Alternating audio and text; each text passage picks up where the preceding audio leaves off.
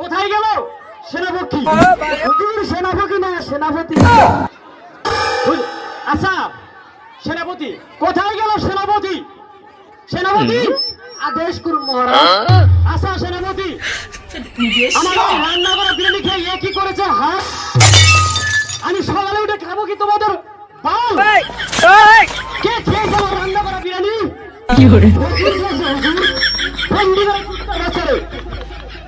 আমি কুত্তার বাচ্চা না, আমি লটির বাচ্চা। সেনাপতি বন্দি করে কুত্তার বাচ্চা তোর বন্ধু করে 3 মাস ধরে এই বেতন বন্ধ করে নেন। ওই আমি ওটা বন্ধ করে নেন। সেনাপতি তাহলে বন্দি করবো না? সেনাপতি কথা সেটা নয়, কথা হলো আমি যখন বাড়িতে গিয়েছিলাম আমার নানি হয়ে আমি তোমাদের কাছে হেফাজতে রেখেছিলাম।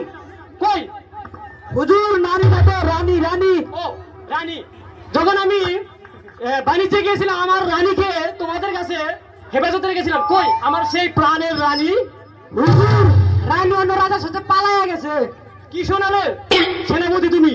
আমার রাজ্য থেকে আর আমাকে ফালিয়ে আমার রানী আমাকে ছেড়ে চলে গেছে। তার তো একটা কিছু একটা রহস্য আছে। তার মানে হুজুর আপনি তো বলেন না যে রাজার হাতে পালায়া গেছে। সেনাপতি, সেনাপতি শোনো, তুমি কি শোনালে? এটা তো কথা নয়। তাহলে আমার আগের তিনটা সন্তান, তাহলে সেগুলো কোথায় থেকে এসেছিল? সেটা তো আবার তোমার কাজ নয়।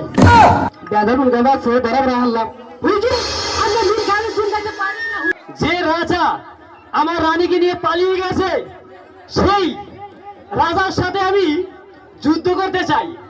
তুমি যুদ্ধ ঘোষণা করো। দোন করবো, বিয়ে করে না আমি যুদ্ধ করবো। আমি তো ভাই বেতনে দেন না, আগে যুদ্ধ করে নেবো। আমার তো পাল্লা ভিত্তে কেমন আছে। আচ্ছা সেনাপতি তুমি অতি যত শীঘ্র পারো তুমি ঘোষণা করো। আমি সেই রাজার সাথে যুদ্ধ করা চাই। কারণ আমারে 10টা না 5টা না একটাই রানী, সেই রানী নিয়ে পালাইয়া গেছে। আমি দেখতে চাই সে কত বড় রাজা। ও বলে আবার ই করো এই যে সেনাপতি কথা হলো এটা। আচ্ছা আমার রাজ্যে দিয়ে কেন এত বালু উঠতেছে? কে তো আমার রাজ্যে এসে আবার আগুন ধরাতে নাই? হুজুর আপনি ভালো মারে ভিজে এই বালুর ওই যে নদী থেকে বালু না বলে বালুর মানে ধুলো ই উঠবো, সোনা উঠবো। সেনাপতি তুমি যত শীঘ্র পারো কি করো।